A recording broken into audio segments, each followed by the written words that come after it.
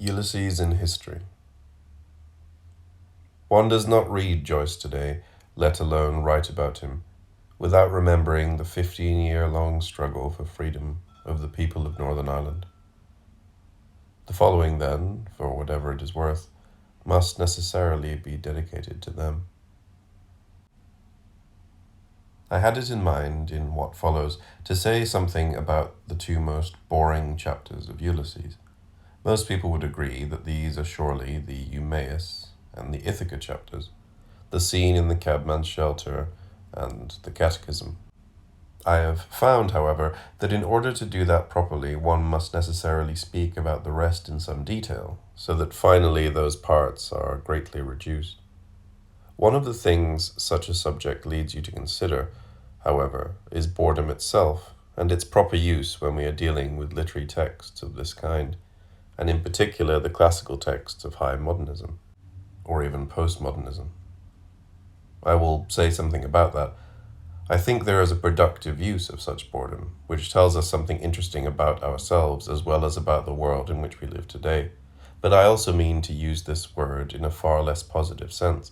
So I will do that first and say that if there are boring chapters of Ulysses with which we must somehow learn to live, there are also boring interpretations of Ulysses, and those we can really make an effort to do without, 60 years after its publication, and in a social and global situation so radically different from that in which the canonical readings of this text were invented.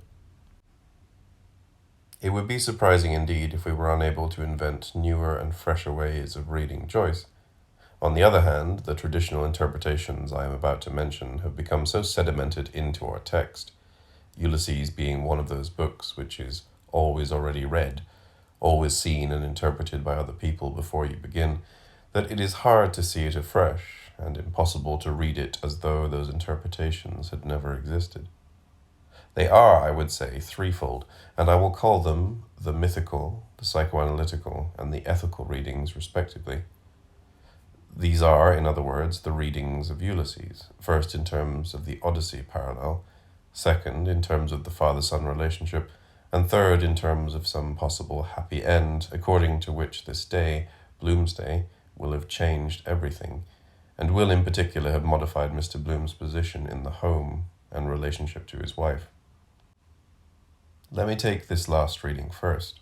I will have little to say here about Molly's monologue, and only want now to ask not merely why we are so attached to the project of making something decisive happen during this representative day, transforming it, in other words, into an event, but also, and above all, to ask why we should be committed to this particular kind of event, in which Mr. Bloom is seen as reasserting his authority in what can therefore presumably once again become a vital family unit.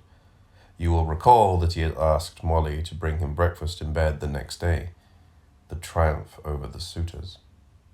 In this day and age, in which the whole thrust of a militant feminism has been against the nuclear and the patriarchal family, is it really appropriate to recast Ulysses along the lines of marriage counseling and anxiously to interrogate its characters and their destinies with a view towards saving this marriage and restoring this family?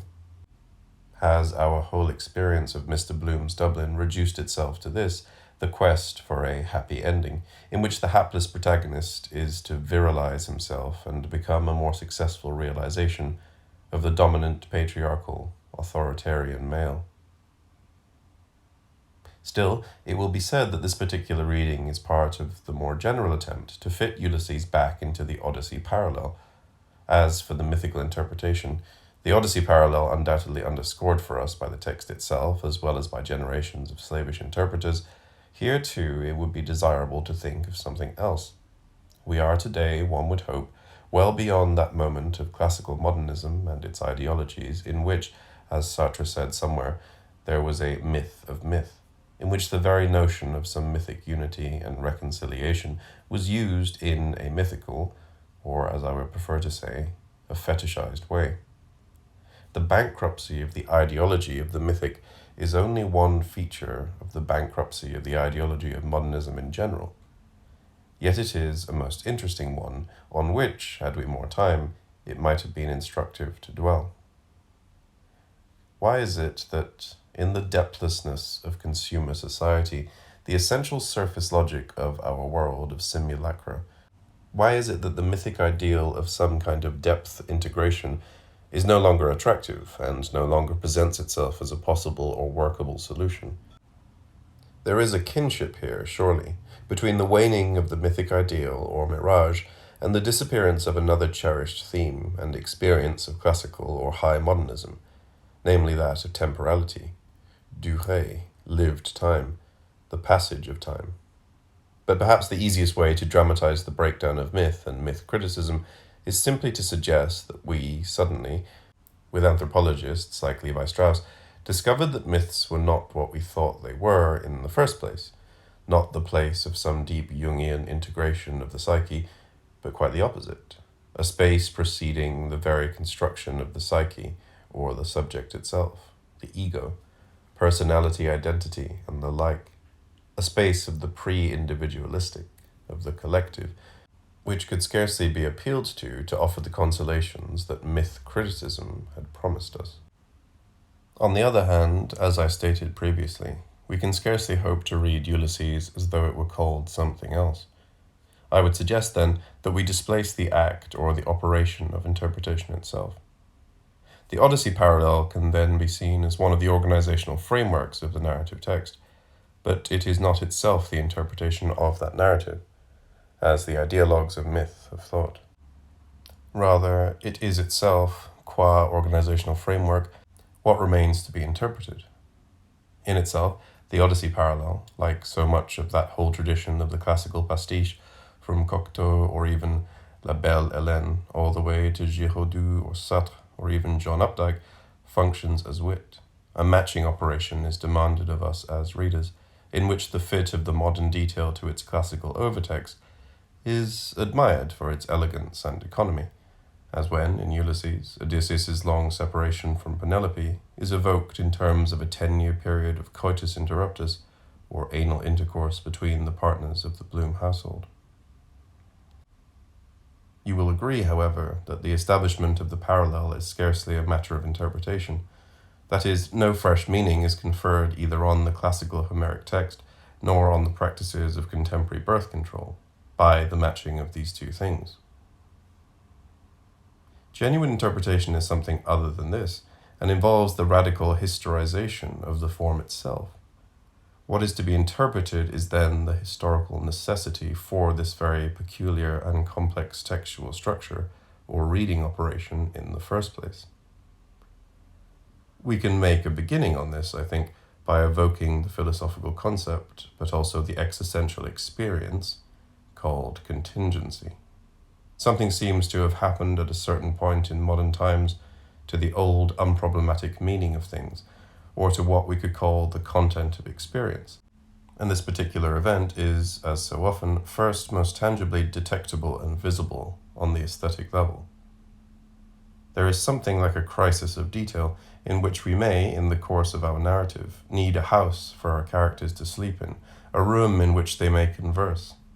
But nothing is there any longer to justify our choice of this particular house rather than that other, or this particular room, furniture, view, and the like.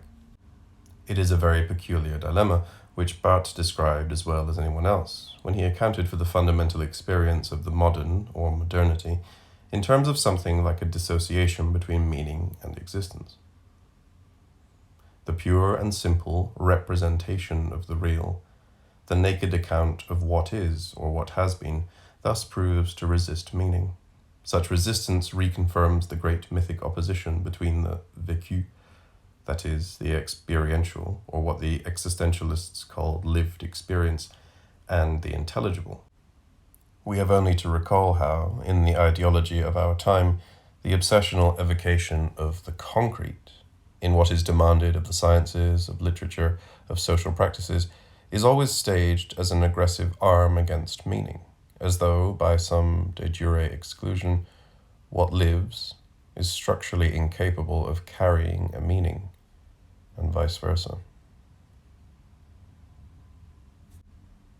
One would only want to correct this account by adding that the living, life, vitalism, is also an ideology, as it is appropriate to observe for Joyce himself more generally.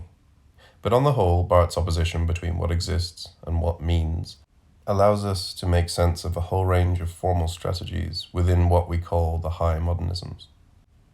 These range clearly all the way from the dematerialization of the work of art, Virginia Woolf's attack on naturalism, Gide's omission of the description of people and things, the emergence of an ideal of the pure novel on the order of pure poetry, to the practice of symbolism itself, which involves the illicit transformation of existing things into so many visible or tangible meanings.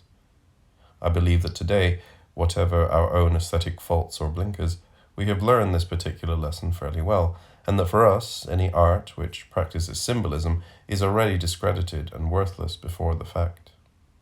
A long experience of the classical modernisms has finally taught us the bankruptcy of the symbolic in literature. We demand something more from artists than this facile affirmation that the existent also means, that things are also symbols. But this is very precisely why I am anxious to rescue Joyce from the exceedingly doubtful merit of being called a symbolic writer.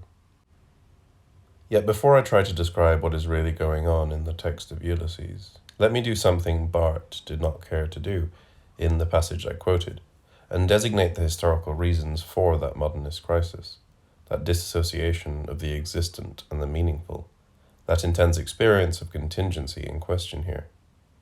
We must explain this experience historically because it is not at all evident, and particularly not in the ideological perspective, existential or Nietzschean, which is that of Roland Barthes, among many others, and for which the discovery of the absurd and of the radical contingency and meaninglessness of our object world is simply the result of the increasing lucidity and self-consciousness of human beings in a post-religious, secular, scientific age. But in previous societies, or modes of production, it was nature that was meaningless or anti-human. What is paradoxical about the historical experience of modernism is that it designates very precisely that period in which nature, or the non or anti-human, is everywhere in the process of being displaced or destroyed, expunged, eliminated by the achievements of human praxis and human production. The great modernist literature, from Baudelaire and Flaubert to Ulysses and beyond, is a city literature. Its object is therefore the anti-natural, the humanized, par excellence, a landscape which is everywhere the result of human labor, in which everything, including the formerly natural, grass, trees, our own bodies, is finally produced by human beings. This is then the historical paradox with which the experience of contingency confronts us, along with its ideologies, existentialism and nihilism, and its aesthetics, modernism. How can the city be meaningless? How can human production be felt to be absurd or contingent, when, in another sense, one would think it was only human labor which created genuine meaning in the first place? Yet it is equally obvious that the experience of contingency is a real or objective one, and not merely a matter of illusion or false consciousness, although it is that too. The missing step here, the gap between the fact of the human production of reality in modern times and the experience of the results or products of that production as meaningless, this essential mediation is surely to be located in the work process itself, whose organization does not allow the producers to grasp their relationship to the final product, as well as in the market system, which does not allow the consumer to grasp the product's origins in collective production. This may or may not be the moment to insert a general lecture on alienation and reification, on the dynamics of capital, and the nature of exchange value at this point. I do want to dwell at somewhat greater length on one of the basic forms taken by reification as a process, and that is what can be called the analytical fragmentation of older organic, or at least naturwuchsige, or traditional processes. Such fragmentation can be seen on any number of levels. On that of the labor process, first of all, where the older unities of handicraft production are broken up and tailorized into the meaningless yet efficient segments of mass industrial production. On that of the psyche, or of psychological subject, now broken up into a host of radically different mental functions, some of which, those of measurement and rational calculation, are privileged, while others, the perceptual senses and aesthetic generally, are marginalized.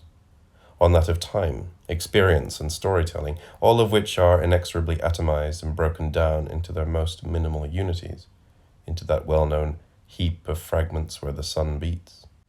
The fragmentation, finally, of the older hierarchical communities, neighborhoods, and organic groups themselves, which, with the penetration of the money and market system, are systematically dissolved into relations of equivalent individuals, free but equal monads, isolated subjects equally free to sell their labor power, yet living side by side in a merely additive way within those great agglomerations, which are the modern cities.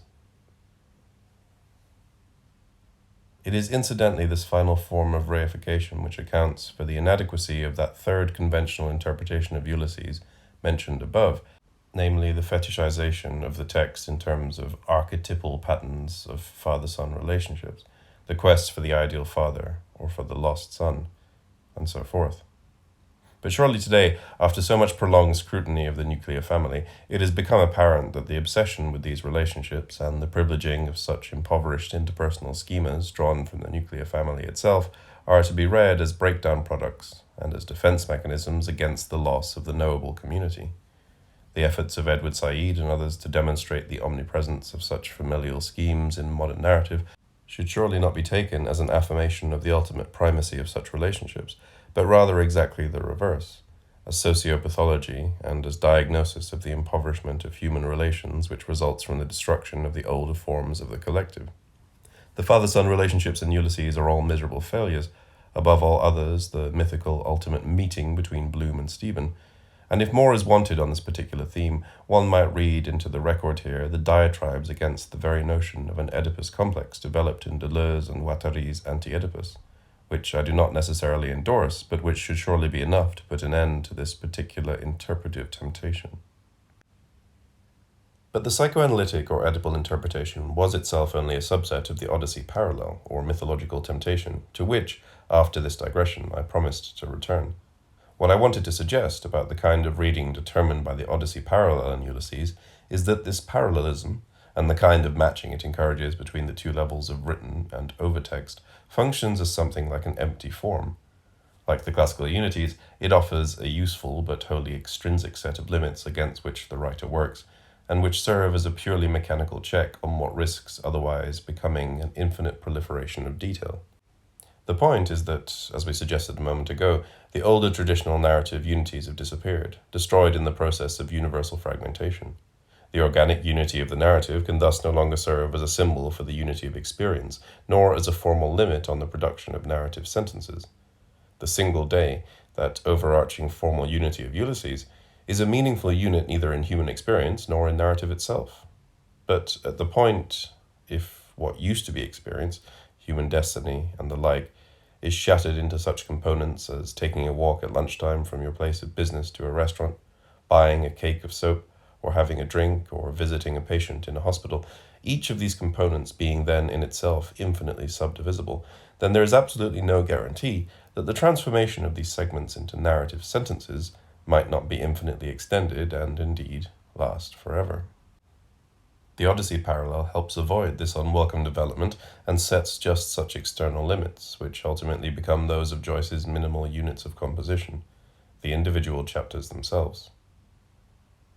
But alongside the type of reading encouraged by the mythic parallels, which I have called a matching up, there is a rather different form of reading which resists that one in all kinds of ways and ends up subverting it. This is a type of reading that interrupts the other consecutive kind and moves forward and backwards across the text in a cumulative search for the previous mention or the reference to come.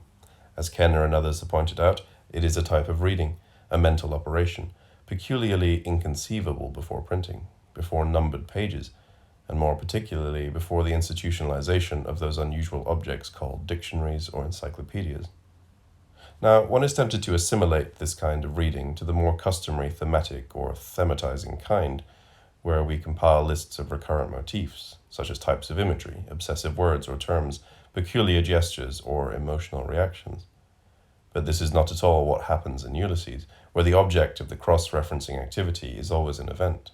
Taking old Mrs. Reardon for a walk, the borrowed pair of tight trousers worn by Ben Dollard at a memorable concert, or the assassination in Phoenix Park 22 years before.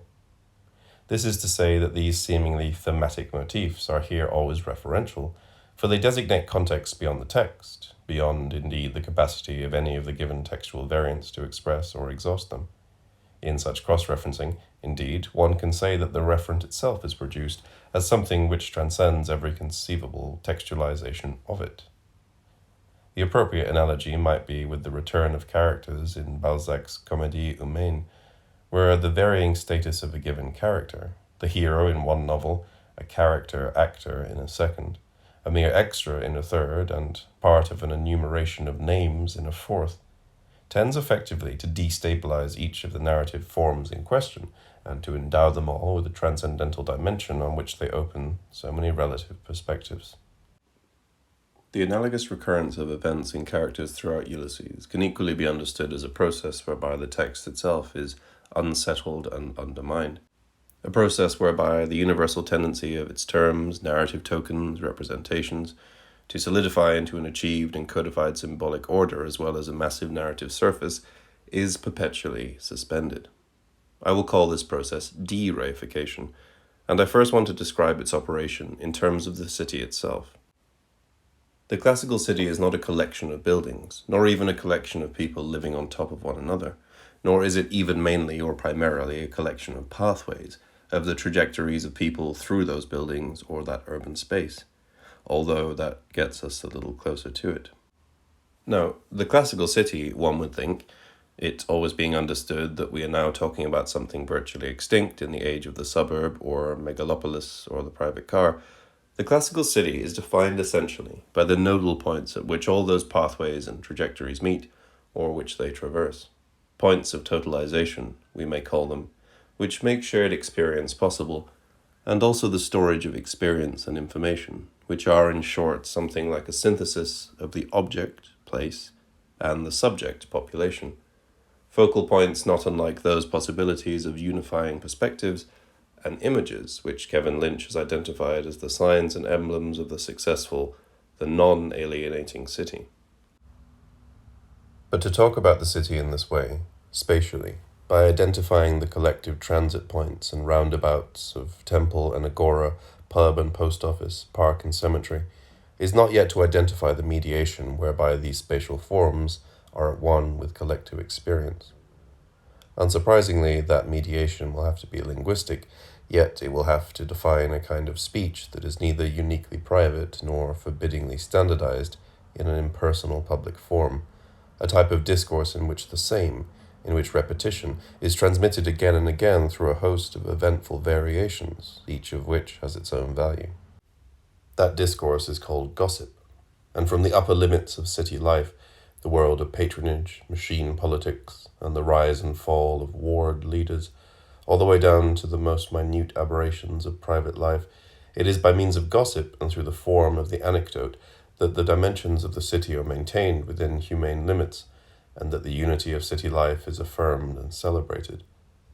This is already the case with that form of the city which is the village itself, as John Berger tells us in Pig Earth.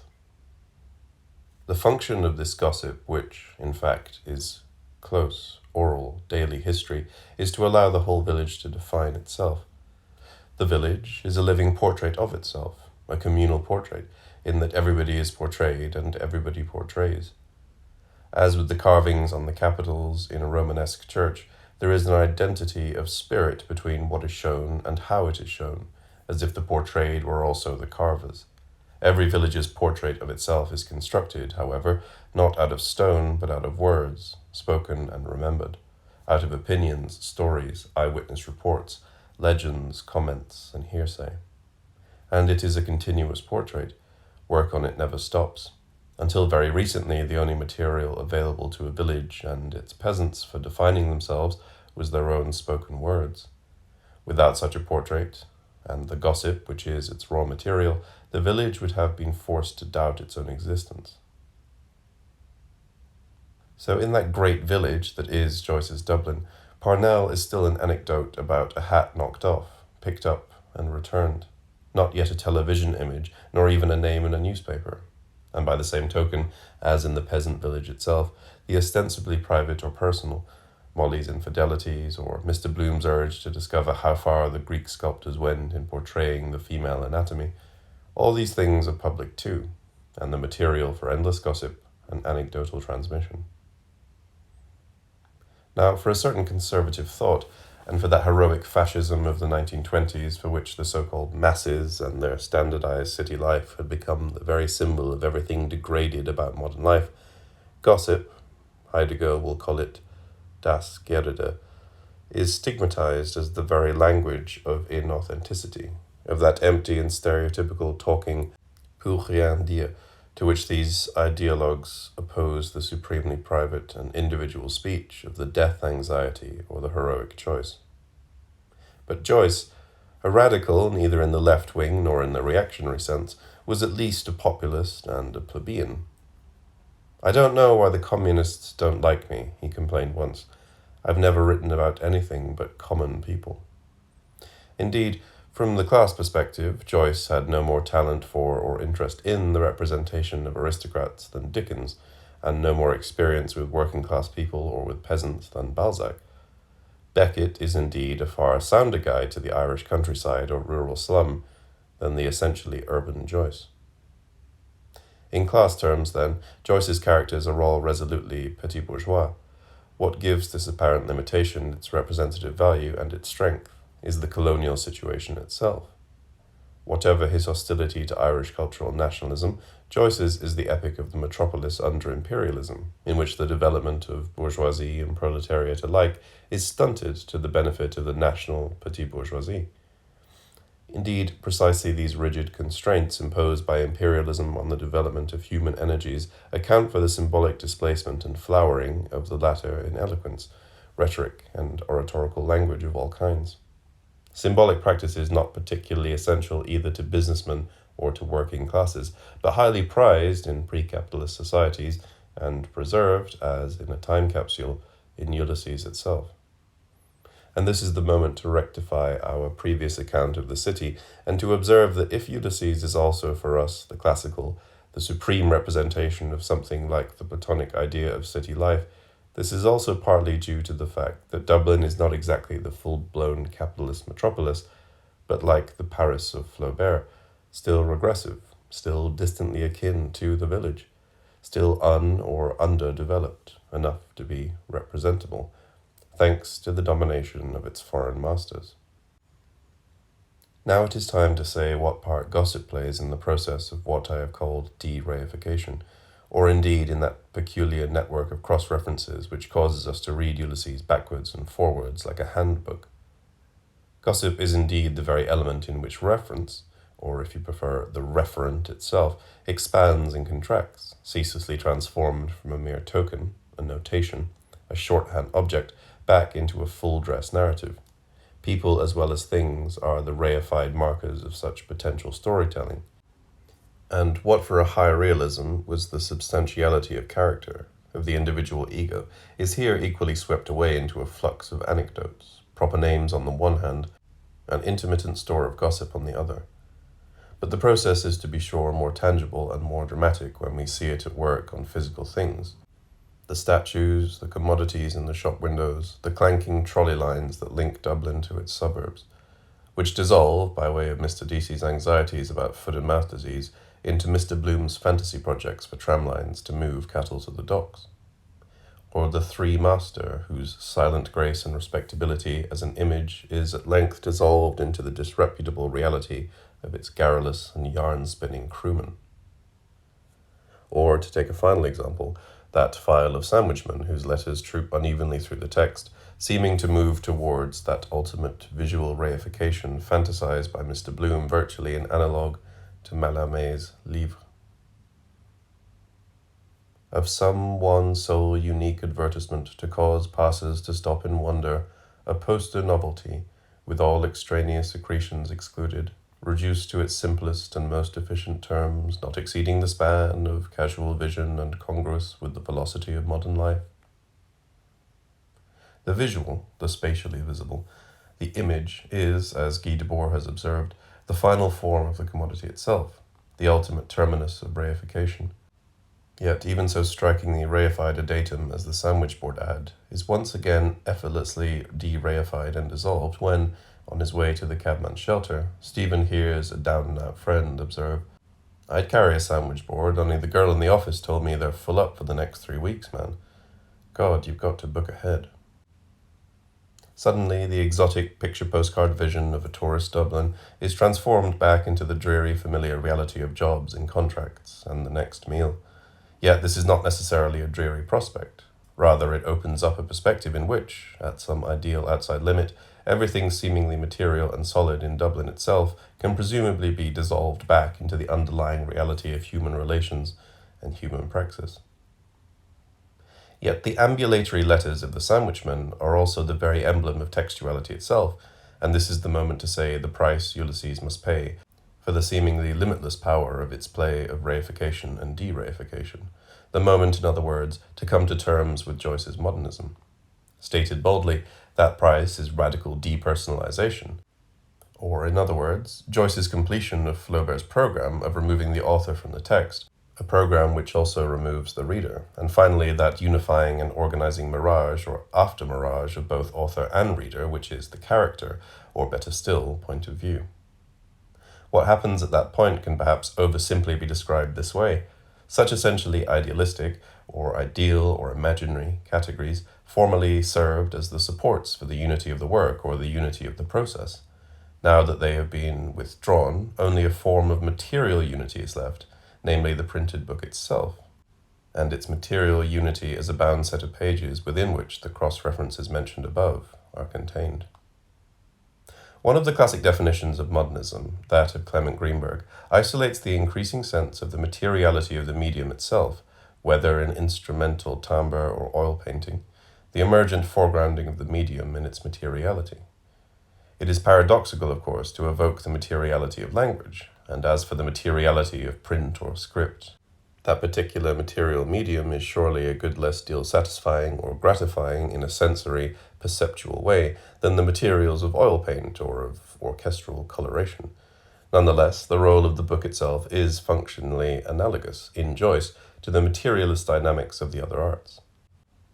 Now, in one sense, textualization may be seen as a form or subset of reification itself, but if so, it is a unique type of reification, which unbinds fully as much as it fixes or crystallizes. It may indeed offer the most appropriate contemporary way of dealing with the phenomena Joseph Frank described in his now classic essay as spatial form. I am thinking, for instance, of the moment in which a remarkable and ingenious method for cabling news of the Phoenix Park murders across the Atlantic is described. The reporter takes an ad, Mr. Bloom's one sole unique advertisement, and uses its spatial features to convey the trajectory of the killers and the map of the assassination. This is to institute a peculiarly fluid relationship between the visually reified and the historically eventful, since here these categories pass ceaselessly back and forth into one another. The climax of this development is in many ways reached in the Nighttime section, itself a prolongation of that comparable movement and outer limit reached by Flaubert in La Tentation de Saint-Antoine. Indeed, it would have been pleasant to discuss the peculiar representational space generated by these two reading plays, these two seeming eruptions and intrusions of a properly theatrical space in that very different space, no matter how experimental, of narrative or novelistic representation. The comparison would show that this new space, with its ostensibly theatrical form, scenic indications, character attributions, printed speeches, notations of expression, has nothing to do with the closure of traditional theatrical representation. Far more to do, indeed, with that space of hallucination, in terms of which Flaubert often described his own creative processes, and which, in Saint-Antoine, he represents as follows. And suddenly there move across the empty air first a puddle of water, then a prostitute, the edge of a temple, a soldier's face, a chariot drawn by two white horses rearing. These images arrive abruptly, jerkily, detached against the night like scarlet paintings on ebony. Their movement grows more rapid. They follow each other at a dizzying rate.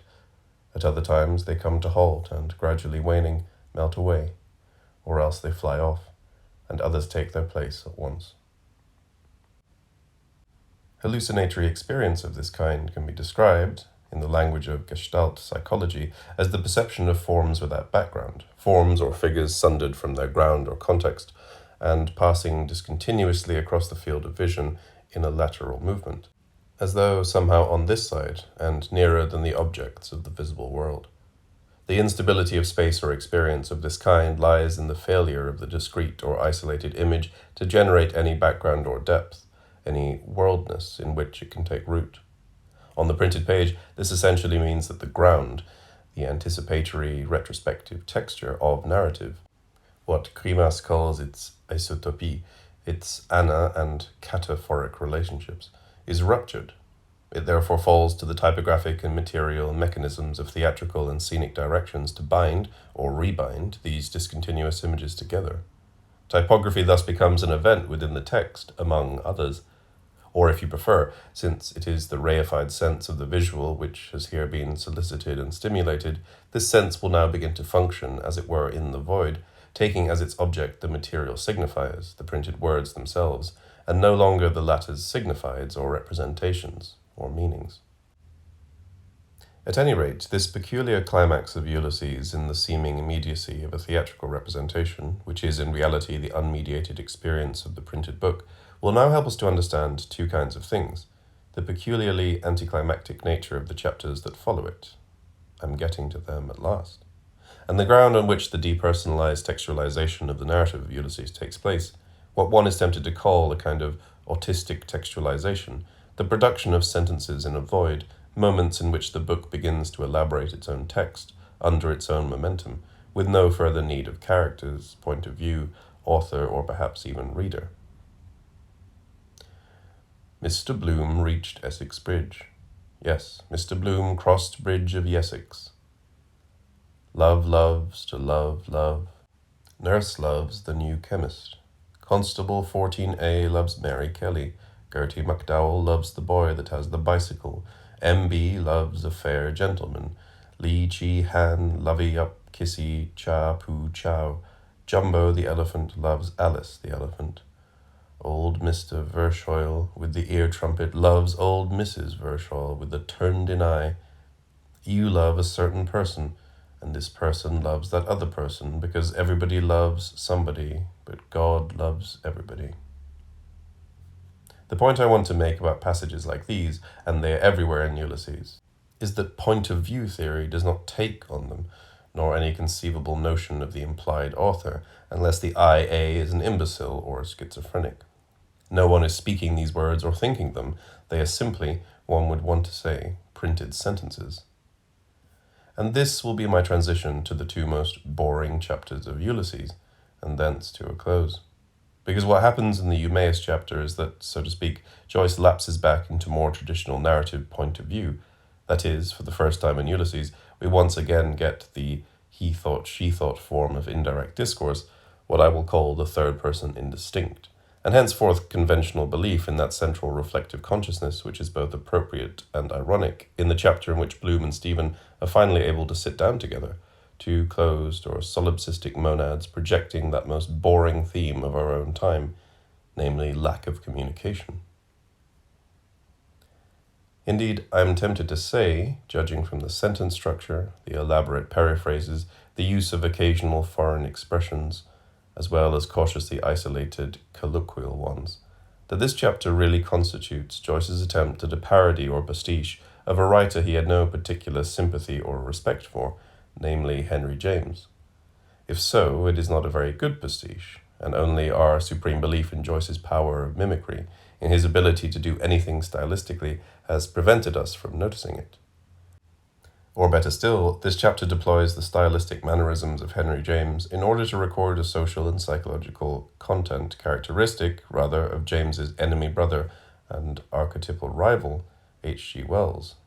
That is, an essentially petit bourgeois content whose comfortable fit with the Jamesian narrative apparatus is somehow humiliating for both of them and sends both off back to back, as though their well-known differences on the form and function of the novel were less the taking of incompatible positions than, to use a more contemporary expression, mere variants within a single problematic, the problematic of the centered subject, of the closed monad, of the isolated or privatized subjectivity. The theory and practice of narrative point of view, as we associate it with Henry James, is not simply the result of a metaphysical option, a personal obsession, nor even a technical development in the history of form, although it is obviously also all those things. Point of view is rather the quasi-material expression of a fundamental social development itself, namely the increasing social fragmentation and monadization of late capitalist society, the intensifying privatization and isolation of its subjects. We have already touched on one aspect of this development, reification, which can now be characterized in another way, as the increasing separation under capitalism between the private and the public, between the personal and the political, between leisure and work, psychology and science, poetry and prose, or, to put it all in a nutshell, between the subject and the object. The centered but psychologized subject and the reified object are indeed the respective orientations of these two concluding chapters, Eumaeus and Ithaca, and it is as though Joyce meant here to focus us to work through in detail something that is intolerable about this opposition. What we have been calling boredom is not Joyce's failure, then, but rather his success, and is the signal whereby we ourselves as organisms register a situation, but also forms that are finally stifling for us. This is perhaps a little easier to show in the Ithaca or Catechism sequence. The format, question and answer, is not really, I think, a return to the experimentation, better still the textualization of the earlier chapters. It is rather that quite different thing, the construction of a form of discourse from which the subject, sender or receiver, is radically excluded. A form of discourse, in other words, that would be somehow radically objective, if that were really possible.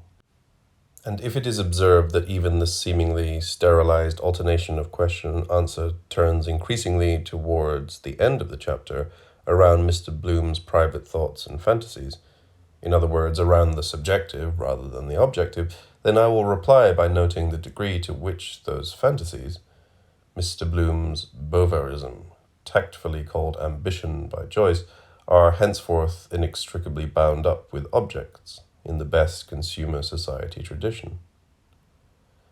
These are falsely subjective fantasies. Here, in reality, commodities are dreaming about themselves through us. These two final Bloom chapters, then, pose uncomfortable questions, and not least about narrative itself. The subjective or point of view chapter, Eumaeus, asks us why we should be interested in stories about private individuals any longer, given the extraordinary relativization of all individual experience and the transformation of its contents into so many purely psychological reactions. Meanwhile, the objective chapter, Ithaca, completes an infinite subdivision of the objective contents of narrative, breaking events into their smallest material components and asking whether, in that form, they still have any interest whatsoever. Two men have a discussion over cocoa, and that may be interesting at a pinch, but what about the act of putting the kettle on to boil? That is a part of the same event, but is it still interesting? The elaborate anatomy of the process of boiling water is boring in three senses of the words. 1, it is essentially non-narrative. 2, it is inauthentic, in the sense in which these mass-produced material instruments, unlike Homer's spears and shields, cannot be said to be organic parts of their users' destinies. Finally, 3, these objects are contingent and meaningless in their instrumental form. They are recuperable for literature only at the price of being transformed into symbols. Such passages thus ask 3 questions. 1. Why do we need narrative anyway? What are stories, and what is our existential relation to them? Is a non-narrative relationship to the world and to being possible? 2. What kind of lives are we leading, and what kind of world are we living them in, if the objects that surround us are all somehow external, extrinsic, alienated from us? It is a question about the simulacra of industrial society, essentially a question about the city, but in this form at least, as old as the interrogation of the wholeness of Greek culture by German Romanticism. 3. A question I have already raised, but which remains seemingly unanswered, namely, how can the products of human labor have come to be felt as meaningless or contingent? Yet, to this last question at least, Joyce's form has a kind of answer, and it is to be found in that great movement of de-reification I have already invoked, in which the whole dead grid of the object world of Greater Dublin is, in the Catechism chapter, finally disalienated, and by that most subterranean detours traced back, less to its origins in nature than to the transformation of nature by human and collective praxis deconcealed. So to the vitalist ideology of Molly's better-known final affirmation, I tend rather to prefer this one. What did Bloom do at the range? He removed the saucepan to the left hob, rose, and carried the iron kettle to the sink in order to tap the current by turning the faucet to let it flow. Did it flow? Yes, from Roundwood Reservoir in County Wicklow, of a cubic capacity of 2,400 million gallons, percolating through a subterranean aqueduct of filter mains of single and double pipage, constructed at an initial plant cost of £5 per linear yard.